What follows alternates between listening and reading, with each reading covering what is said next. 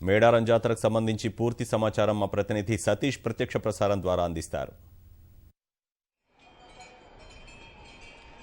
వినోద్, మేడారం మహాజాతరకి సమయం దగ్గర పడుతున్న కొద్దీ భక్తులు మేడారంకి తండోపతండాలుగా తరలి వస్తున్నారు. ఉదయం నుంచి ఇప్పటి వరకు దాదాపుగా 2 లక్షల మందికి పైగా భక్తులు దర్శనం చేసుకున్నట్లుగా ఆలయ వర్గాలు చెప్తున్నాయి.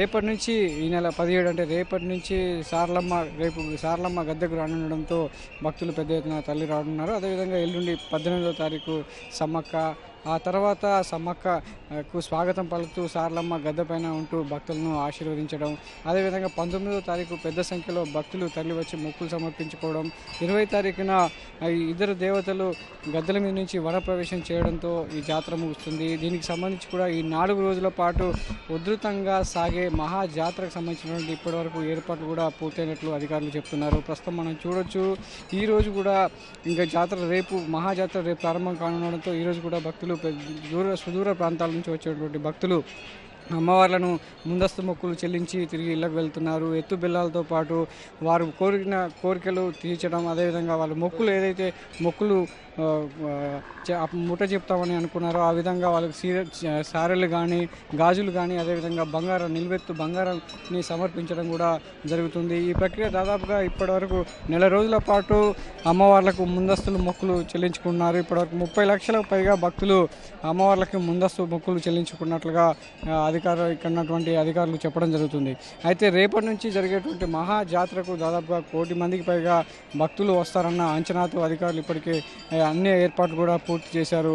6 మార్గాల ద్వారా మేడారానికి 6 మార్గాల ద్వారా పూర్తి స్థాయిలో రవాణా సౌకర్యాన్ని కల్పించారు. 4,000కు పైగా బస్సులను ఏర్పాటు చేయడం జరిగింది. బస్ సర్వీసులను నడుపుతున్నారు. మేడారం గద్దెల వరకు ఆర్టీసీ సర్వీసులు రాగా ప్రైవేటు వాహనాలని పస్రా నుంచి ఇతర మార్గాల ద్వారా ప్రైవేట్ పార్కింగ్ వరకే అనుమతించడం జరుగుతుంది.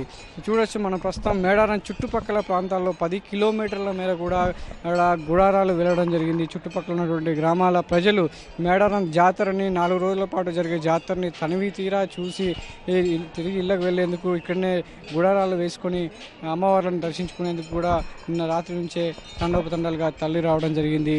ప్రస్తుతం మనం ఇంకా మిగతా దూర ప్రాంతాల నుంచి వచ్చే భక్తులు కూడా 2 రోజుల పాటు ఇక్కడే విడిది చేసి వెళ్ళేందుకు కూడా అన్ని ఏర్పాట్లు చేసుకుంటున్నారు. దీనికి సంబంధించి ఇటు దేవాదాయ శాఖ కానీ, ఇటు ఆలయ సమ్మక్క సారలమ్మ కమిటీ చైర్మన్ కానీ, ఇటు ప్రభుత్వం కానీ పూర్తి స్థాయిలో భక్తులకు ఎలాంటి ఇక్కట్లు కలగకుండా తాగునీటి పారిశుద్ధ్యాన్ని దానికి సంబంధించి కూడా పూర్తి స్థాయిలో ఏర్పాటు చేయడం జరిగింది. దాదాపు 21 కోట్లతో చుట్టూ 10 కిలోమీటర్ల మేర తాగునీటి సౌకర్యం కల్పించారు. అదేవిధంగా అమ్మవార్లను దర్శించుకునే ప్రతి భక్తుడు కూడా జంపన్న వాగులో స్నానం ఆచరించిందే ఇక్కడికి రాడు. సమ్మక్క కొడుకున్నటువంటి జంపన్న వాగులో పూర్తి స్థాయిలో స్నానం ఆచరించాకే అమ్మవార్లను దర్శించుకునేందుకు వస్తారు. అలాంటి అక్కడ కూడా పూర్తి స్థాయిలో ఏర్పాటు చేశారు. 3.5 కిలోమీటర్ల మేర ఘాట్లను నిర్మించడమే కాకుండా జల్లు స్థానాలను కూడా ఏర్పాటు చేయడం జరిగింది. లక్నవరం సరస్సు నుంచి నీటిని జంపన్న వాగులోకి విడుదల చేశారు. వారు పూర్తి స్థాయిలో భక్తులు స్నానం ఆచరించేందుకు కూడా అక్కడ కూడా అన్ని ఏర్పాటు చేశారు. అదేవిధంగా వైద్య సదుపాయాలు కూడా ఏర్పాటు చేయడం జరిగింది. ఇక్కడ ఉన్నటువంటి గద్దెల వద్ద కూడా గతంలో కంటే ఈసారి కూడా గద్దెల వద్ద పరిశుభ్రతను పాటిస్తూ భక్తులకు అసౌకర్యం కలగకుండా వస్తున్నారు. అంతేకాకుండా భక్తులు సమర్పించే కానుకల కోసం ఈసారి ఉండీల సంఖ్యను కూడా పెంచడం జరిగింది.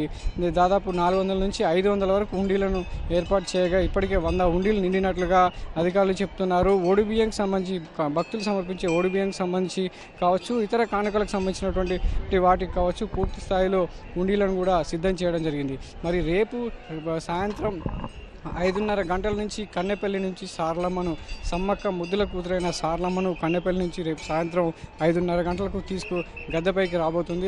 దానికి సంబంధించిన కూడా ఆలయ వర్గాలతో అధికారులు చర్చలు జరుపుతున్నారు. గిరిజన సాంప్రదాయంలో జరిగేటువంటి పద్ధతులకే తాము గౌరవిస్తామని చెప్పేసి అధికారులు కూడా చెప్తున్నారు.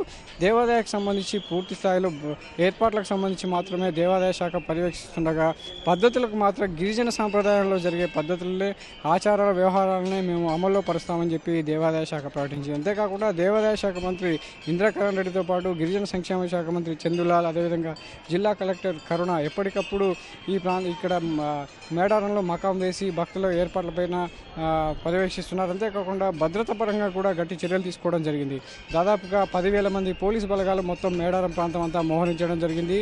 భక్తుల క్యూ లైన్లో కూడా ఎటువంటి ఆటంకం కలగకుండా సీసీ కెమెరా వాహనాలతో గట్టి నిఘాను ఏర్పాటు చేసి బందోబస్తును పటిష్టం చేశారు. మొత్తంగా 4 రోజుల పాటు జరిగేటువంటి ఈ జాతరను వీక్షించేందుకు విహంగ వీక్షణ ద్వారా హెలికాప్టర్ సౌకర్యం కూడా కల్పించేందుకు అధికారులు సమాయత్తమవుతున్నారు.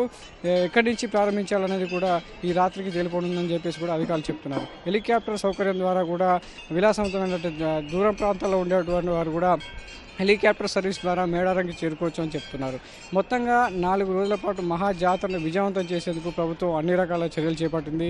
మహా కుంభమేళా తరహాలో జరిగేటువంటి ఈ జాతరను గతంలో ఇటీవలే పుష్కరాలను విజయవంతంగా నిర్వహించినటువంటి ప్రభుత్వం అదే తరహాలో ఈ మహా జాతరను కూడా పూర్తి స్థాయిలో విజయవంతంగా నిర్వహించేందుకు అన్ని ఏర్పాట్లు చేసింది. రేపు సాయంత్రం 5:30 గంటల ప్రాంతంలో కన్నెపల్లి నుంచి సార్లమ్మ గద్దెకు చేరుకుంటుంది. సమ్మక్కకి స్వాగతం పలికేందుకు సిద్ధమవుతోంది. ఇది ప్రస్తుతం మేడారంలో ఉన్నటువంటి తాజా పరిస్థితి. కెమెరామెన్ దాసుతో సతీష్, ఈటీవీ న్యూస్, మేడారం.